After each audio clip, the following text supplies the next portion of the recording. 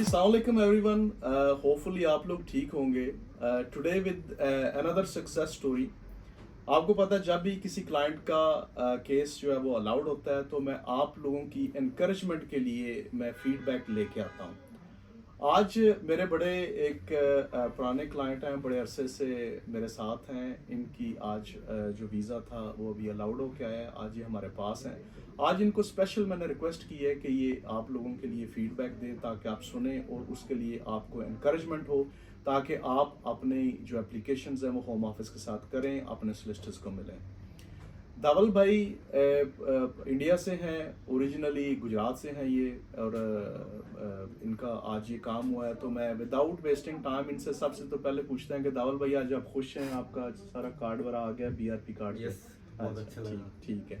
अच्छा धवल भाई, हमारे जितने भी देखने वाले हैं इनको बताएं हमारी सर्विसेज, या आप कितने अरसे से आप मुझे जानते हैं, और इतना अरसा गुजरने के बावजूद भी आज भी आप मेरे पास ही बैठे हैं, इसकी क्या रीज़न है?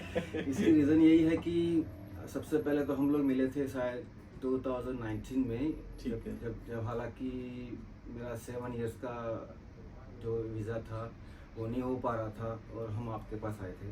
ठीक है। और सब हमने बहुत ही मुश्किल से वो वक्त काटे हैं, लेकिन आपने कैसे भी करके वो हमारा पास हुआ था। तो आज हम एक तीसरा एक्सटेंशन है मैंने करवाया है, वो भी आपके पास ही है। सर्विसेज के बारे में तो नो डाउट बहुत अच्छा है, 100%, नो कोई उसमें वो नहीं है। जैसे कि कभी कभी होता है कि आप कुछ काम नहीं कर सकते हो, लेकिन अब किसी के रिकमेंडेशन से आप अपना काम करवा सकते हो इसके लिए। और मैं तो यही कहूँगा कि the best is service, that's why I am still with you since like 5 years with you. ठीक है। अच्छा धवल भाई, आप ने नोट किया कि स्पेशली आपके इंडिया से, गुजरात के हमने लोग देखे काफ़ी सारे, यूके भरा पड़ा, बल्कि लंदन में तो बहुत ज़्यादा है। हाँ जी। हमने नोट किया बहुत सारे लोग जो हैं वो इलीगल हैं, केसेस अपने फाइल नहीं करते, घरों में बैठे रहते हैं। मेरे पास कुछ दिन पहले एक गुजरात के ही क्लाइंट थे, वो मेरे पास आए हैं और उनके तकरीबन 18 ईयर्स यूके में उनको हो गए थे, 18 या 19 ईयर्स। और उन्होंने इतने अरसे में, मैंने उनसे पूछा कि आपने कोई केस फाइल किया है, तो उन्होंने कहा जी मैंने 18 या 19 साल में मैंने कोई केस फाइल नहीं किया। इसकी क्या रीज़न है? लोग क्यों डरते हैं होम ऑफिस से, या क्या रीज़न है इसकी? नहीं, ऐसी कोई बात नहीं हो। तो जब ऐसा है कि आप जब खुद घर पे बैठे रहोगे तो ऐसा कुछ होने वाला नहीं है। ऐसे सब वो वैसे इसलिए बैठे होते हैं कि वो 20 इयर्स का रूल जो है उसके लिए शायद बैठे रहते हैं, लेकिन उसको गाइडेंस नहीं मिलता है, पब्लिक को गाइडेंस नहीं मिलता। अगर इसकी वजह से ही वो लोग ऐसे कि चलो हो जाएगा। ठीक है। आप कुछ करेंगे तो फिर आगे काम हो सकता है। ठीक, तो आपकी क्या रिकमेंडेशन है? इनको घरों से निकलना चाहिए, सोलिसिटर से रब्ता करना चाहिए, क्या रिकमेंड करते हैं आप ऐसे लोगों के लिए? हाँ, सही है कि आप कोई अपने अच्छे जान पहचान वाले से मिले और उससे बात करें।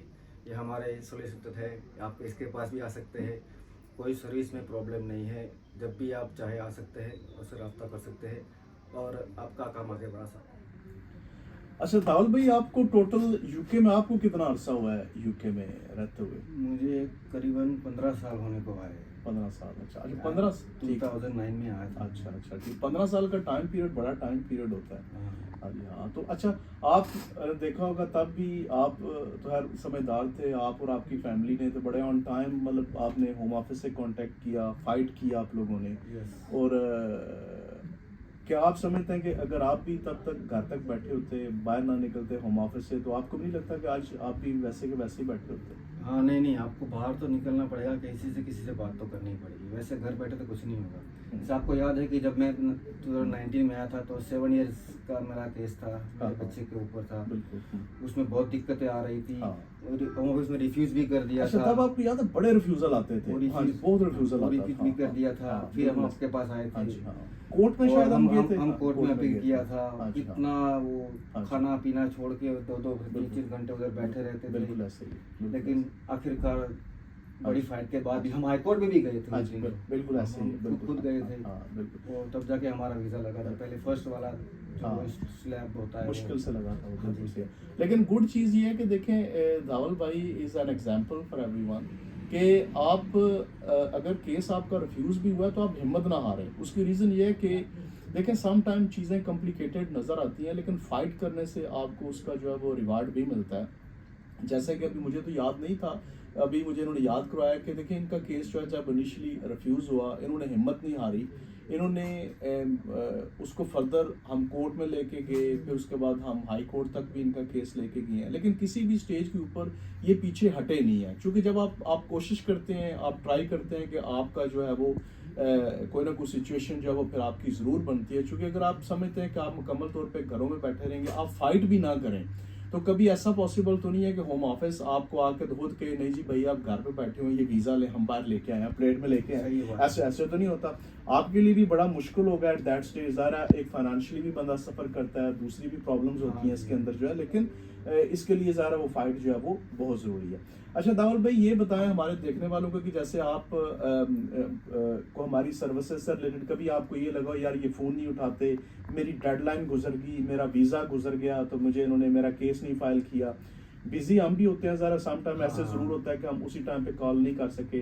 तो आप हमारे देखने वालों को क्या बताएंगे कि हमारी सर्विसेज हमारे पास आना चाहिए या हमने कभी आपको तंग किया, क्या सिचुएशन है इसके ऊपर जो है? सबसे पहली बात तो अगर ऐसा कुछ होता तो इतने साल तक मैं आपके पास तो होता ही नहीं, पहली बात है। ठीक है। और दूसरी बात कि जब भी हमने इनको फ़ोन किया है, कोई भी इनके कलीग को भी फ़ोन किया है, तो फर्स्ट नहीं सेकंड टाइम जब एक मैसेज तो छोड़ता ही है कि भाई आप बिज़ी हो कि नहीं हो। और अपॉइंटमेंट भी आपको तुरंत मिल जाती है, जब भी आपको टाइम मिले वो आपके टाइम पे वो अपॉइंटमेंट दे सकते हैं। आज भी मुझे आना था तो मैंने उनको मैसेज बताया कि मैं ये टाइम पे फ्री हूँ, तो इन्होंने बोला कि हाँ तुम आप आ सकते हो।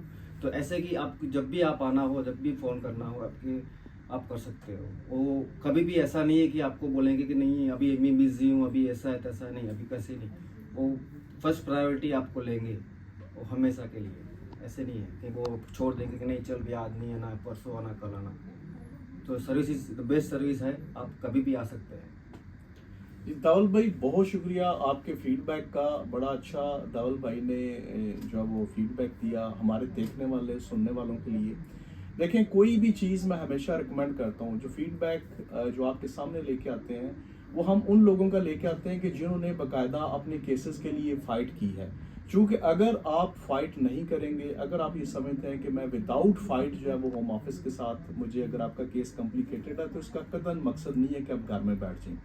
हमने देखा है कि बहुत सारे जो लोग हैं वो डरते हुए वो सारा अपना केस फाइल नहीं करते। उनको ये लगता है जी कि नहीं केस हमारा वीक है, हमारे केस के अंदर इतनी इतनी शायद ऑप्शंस नहीं है कि हम इसको विन कर पाएँ, तो वो घरों में बैठ के इतने इतने साल अपने ज़ाया कर देते हैं। मैं हमेशा ये रिकमेंड करता हूँ कि अगर आपको ये भी लगता है कि मेरा केस वीक है, तब भी आप जो अपने सराउंडिंग में कोई भी जो इमिग्रेशन से रिलेटेड जो सोलिसिटर्स हैं, स्पेशली मैं ये ऑलवेज इस बात के ऊपर मैं जोर देता हूँ कि वो सोलिसिटर्स जो इमिग्रेशन के एक्सपर्ट हैं और उनकी एक्सपर्टीज इमिग्रेशन, असाइलम और ह्यूमन राइट्स के अंदर है, आप उनको ज़रूर मिलें, उनके साथ अपना केस डिस्कस करें। हो सकता है अगर आपका केस मैच्योर ना भी हो एट दैट स्टेज, तो शायद उनको मिलने के बाद वो आपको कोई ना कोई ऐसी एडवाइस ज़रूर करेंगे जो कि फ्यूचर में आपके लिए अच्छी हो सकती है। अगर आप घर में बैठते हैं या अगर आप नहीं करते होम ऑफिस के साथ, अपने राइट्स के लिए अगर आप खुद फाइट नहीं करेंगे, तो यकीन करें कि कोई भी आपके बिहाफ पे कोई भी होम ऑफिस से या किसी भी अथॉरिटी से आपके राइट के लिए फाइट नहीं करेगा। अल्टीमेटली अपने राइट्स के लिए, अपने बच्चों के राइट्स के लिए, अपनी फैमिली के राइट्स के लिए आपको खुद ही उठना होगा। क्योंकि अगर आप खुद नहीं उठेंगे तो कोई भी सिचुएशन ऐसी नहीं होगी कि आप जो है वो सक्सेसफुली अपने केसेस को विन कर पाएँ। आप अगर प्रदेश में बैठे हैं, अगर यहाँ पे यूके के अंदर मौजूद हैं, तो ज़ाहिर है आप को ही खुद ही निकलना है। यहाँ पे उस तरीके की पाकिस्तान या इंडिया की सिचुएशन नहीं है कि आपकी फैमिली या दूसरे लोग या रिलेटिव आपके लिए उठे। यहाँ पे सिस्टम बड़ा सिंपल एंड स्ट्रेट फॉरवर्ड है। आपको डायरेक्टली अथॉरिटीज़ के साथ खुद ही कॉन्टैक्ट करना है। ज़ाहिर सोलिसिटर्स जो हैं वो बेस्ट सोर्स हैं, उनसे जाके एडवाइस लें, उनको अपने डॉक्यूमेंटेशन दिखाएं, उसके बाद जो है वो जाके आप अपने केस को फाइल ज़रूर करें। दावल भाई उसकी बेस्ट मिसाल है। इन्होंने अगर 10-15 साल का इन्होंने आपको टाइम भी बताया कि 15 साल से ये यूके में मौजूद है। इन्होंने बड़े टाइम पे अपना केस जो है वो फाइट करना शुरू कर दिया था। ये चूँकि समझदार थे, पढ़े लिखे थे, इनकी फैमिली पढ़ी लिखी थी, उस सिचुएशन के ऊपर इन्होंने क्या किया कि इन्होंने अपना टाइम वेस्ट नहीं किया। आज जो हमने इनकी की है, इनकी 3rd एक्सटेंशन हमने की है, इनको ह्यूमन राइट्स की बेस के ऊपर इनका वीज़ा जो था वो ग्रांट हो गया था। अभी इन्होंने तकरीबन उसको 7.5 या 8 साल पहले ही इनकी जो थी इनकी फ़ाइट इन्होंने शुरू की। उसके बाद जो इन्होंने अपना वीज़ा ऑन टाइम लिया, तो अभी इंशाल्लाह थोड़ा टाइम पीरियड के बाद ये ज़ाहिर इंडेफिनिट लीव टू रिमेन के लिए भी क्वालिफाई करेंगे। लेकिन शर्त ये थी कि इन्होंने ऑन टाइम अपनी फ़ाइट स्टार्ट की और उसके बाद ऑन टाइम इनको वीज़ा मिल गया। अपनी दुआओं में हमें याद रखिएगा। नेक्स्ट टाइम हम ज़रूर आएंगे कोई नेक्स्ट क्लाइंट के साथ, न्यू फीडबैक के साथ, और हमें देखते रहिए और अपने दोस्तों के साथ शेयर करते रहिए। अल्लाह हाफ़िज़।